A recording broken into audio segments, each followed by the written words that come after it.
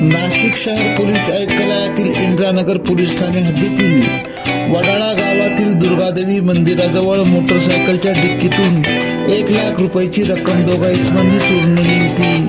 ही घटना 15 डिसेंबर 2025 रोजी सायंकाळी 5 वाजेच्या दरम्यान घडली। याबाबत इंदिरानगर पोलीस ठाण्यात गुन्हा दाखल होता। सदरचा तपास नाशिक गुन्हे शाखा युनिट क्रमांक 2चे पोलीस अंमलदार करीत असताना अवघ्या 24 तासाच्या आत आरोपितांना जेरबंद केले।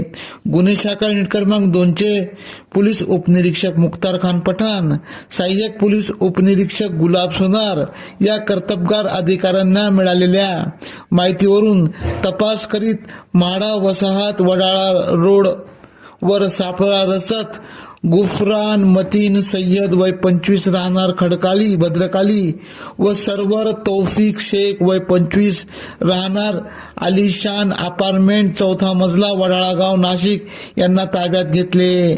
गरमागरम किमा पावाचा नाश्ता देत विचारपूस केली असता त्यांनी गुन्ह्याची कबुली दिली। तसेच त्यांच्या ताब्यातील 50,000 रुपये किमतीचा मोटरसायकल हस्तगत करण्यात आला।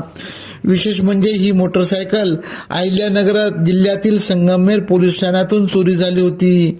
या मोटरसायकलचा गुन्हा उघडकीस आणला।